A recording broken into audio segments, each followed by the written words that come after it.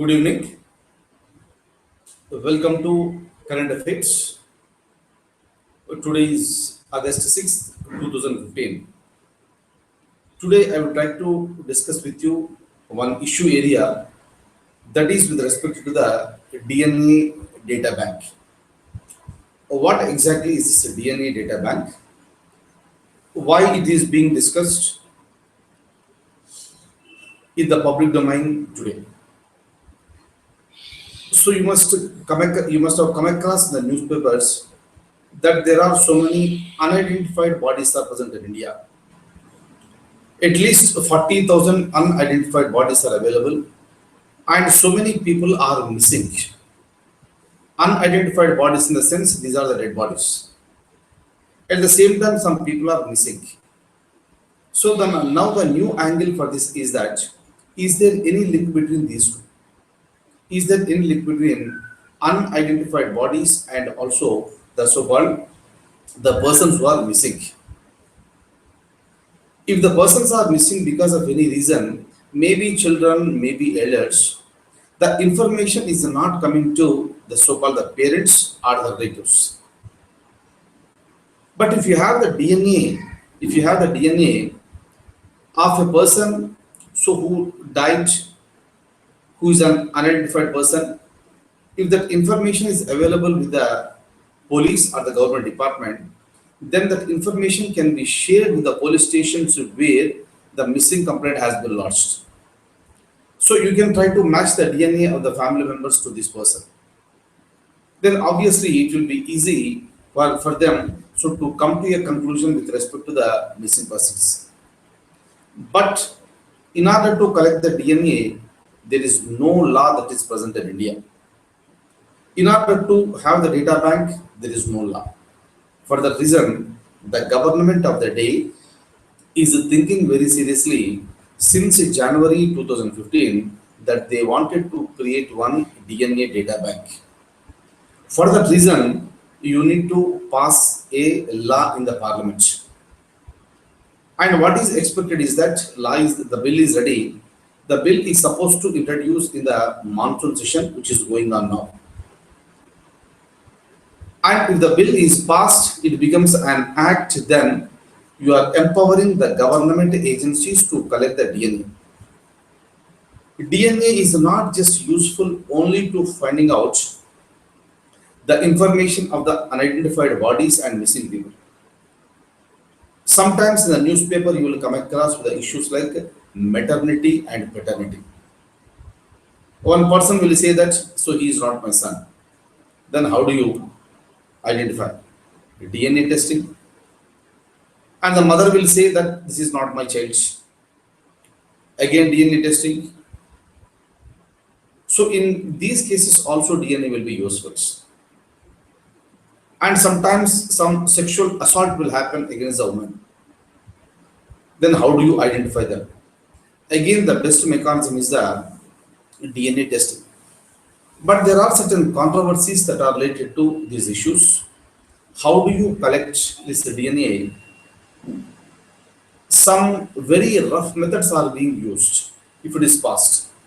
So then it is definitely considered to be breach of the privacy of the people. That's the reason why. So tomorrow, if any rape incident takes place, it is not just the accused whose samples are being collected for verification, but the new law is going to say that all the people who are suspected, their samples will also be collected, not just accused. So this is going to create lots of friction in the parliament because this is going to lead to the violation of the right to privacy. So I would like to have more discussion regarding this. In India, if you look at every year, 40,000 unidentified bodies are disposed. Disposed means, so they are being cremated.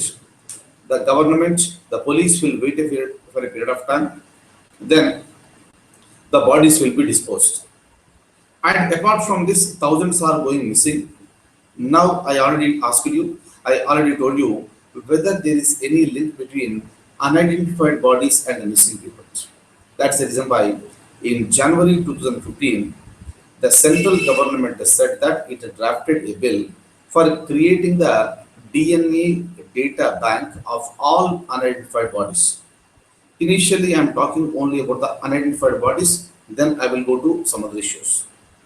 For this reason, the government has appointed an expert committee, and this expert committee, on the directions of the government, it was appointed by the Department of Biotechnology. And the expert committee will look into the privacy related issues in the human DNA profiling bill. The name of the bill is Human DNA Profiling Bill. So once this bill is passed, you are going to create a DNA data bank. And kindly remember, this expert committee is headed by a person by name T.S. Rao. He is a senior advisor in the Department of Biotechnology. And when it comes to this DNA data bank, it may be new in India, so but it's very much available in so many other countries already.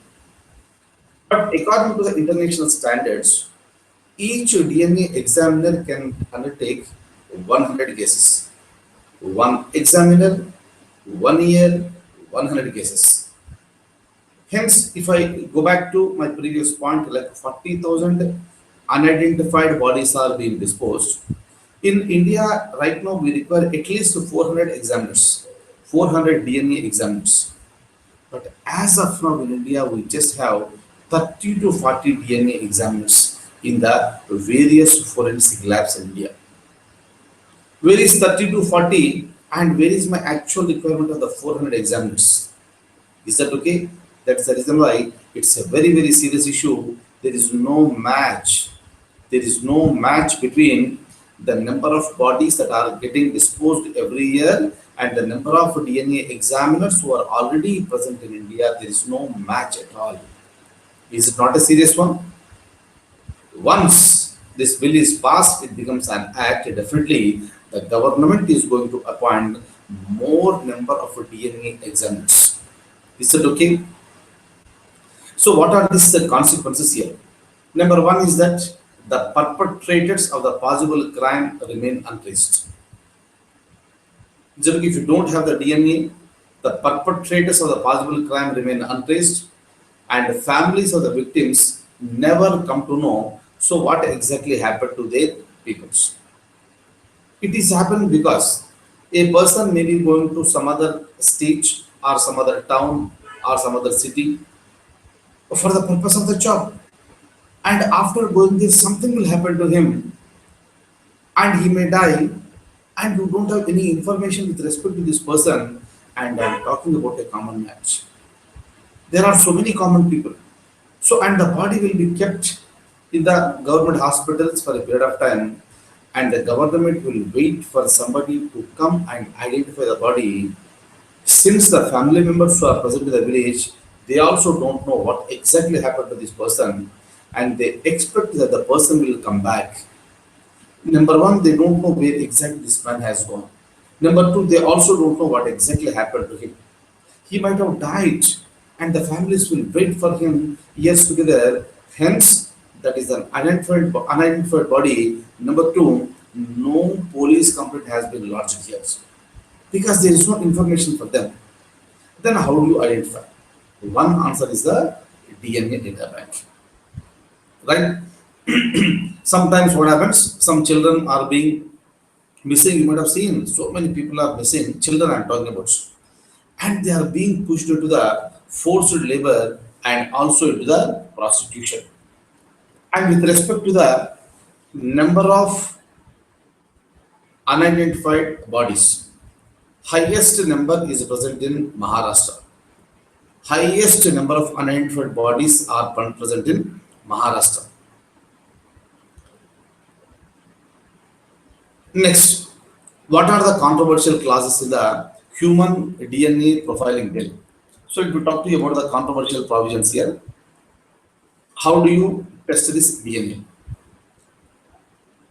Number one is that this is basically useful to find out the pedigree. Pedigree means the lineage, family lineage. But how are you going to collect this DNA? Very controversial issues, please. All the students who are preparing for the civil service examination, I want you to concentrate on these issues.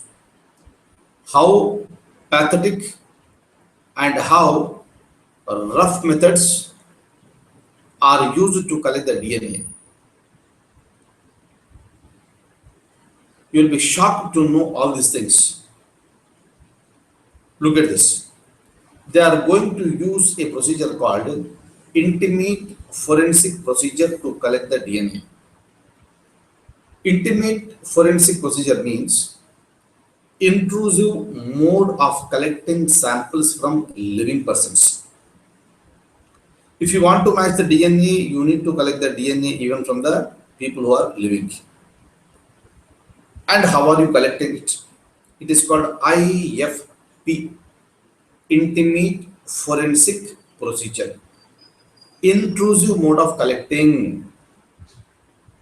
And how exactly you are collecting is that this involves the collection of the intimate body samples of the living persons from the genital areas or anal areas.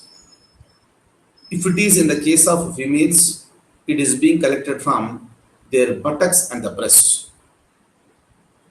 Very, very, very, very serious one. Is that okay? That's the point number one. So next, let me tell you another point. This IFP also includes the external examination of the private parts. Very serious one again. And they will also try to take the samples from there, like public hair, or by swab, or washing, or there is a mechanism called by vacuum suction, by scraping or by lifting the tape, and taking a photograph or video recording of that impression in those areas. If there is a wound, you need to take the video recording or photograph. And once this particular bill will become an act, all these things are going to be possible. That's the reason why some people are raising very serious objections. What exactly you are going to do? But the government says that this IFP can be done only by the registered medical practitioners. But we have seen in India so many laws are being exploited. Is it not shameful to do all the things? But the situation may be demanding, and the government says that it is already there in the developed nations, why can't be in India? And here more pathetic is that this IFP method is applicable not just to a person who is accused and who is under trial with specific offense. This DNA bank is also authorized to collect the samples from anybody who is deemed to be a suspect in relation to any crime. Is that okay? Mere suspicion itself is permitting the authorities to collect the DNA samples. And the data bank also maintains the indices of those related to crime scenes and those with missing persons. If the person who is available at the crime scene, even that person's information will also be maintained. Is it okay? And this data will be made available. Data will be ready now. It is available not just for criminal cases, but also it's available for civil cases. Just now I was telling you in the beginning of the class, civil cases in the sense the issues that are related to the paternity, whether a person is a father of a child or not, with maternity, whether she is the same person who delivered the baby or not, surrogacy, organ donation, immigration, and individual identity for various issues, which is going to be very, very useful. Useful things we are not objecting, but the methods that you are going to collect the DNA samples in various formats, that is really objectionable. So government can find out one best mechanism to collect the DNA sample instead of going for the so many rude and crude methods. That's the reason why there is a very serious criticism on this bill. Is that okay? And all the people who are writing the civil services main examination this year 2015, you may get a question on DNA bank. And just write down these points. And if you have any other views, you just mention these views. Is it okay? And another important issue is that very serious one, another one, the identification form that is issued by DNA fingerprinting and diagnostics, it will contain a column called caste. Another very serious one. Apart from all the details of the people, you are also writing the caste of the persons. And this column is going to be resurrected the discredited idea of genes of criminality. So the government will tomorrow calculate from so and so caste, so many crimes are happening. These are the caste people. So from these are the caste people who are committing so many crimes. And these are the caste people who are undergoing so many crimes. That's the reason why the another demand is that please remove the column called the caste. Is that okay? As I told you already, this is one very, very important issue with respect to the so-called examination this year. If anybody is writing, most of you are writing the examination 2015 mains, and it will be useful. I am expecting this is going to be one possible question in the general studies main examination. And that's all about this DNA banking. And if there are any further developments with respect to this bill, I'll update you and I take leave of you now. Thank you so much for being with me this wonderful evening. Take very good care. Good night.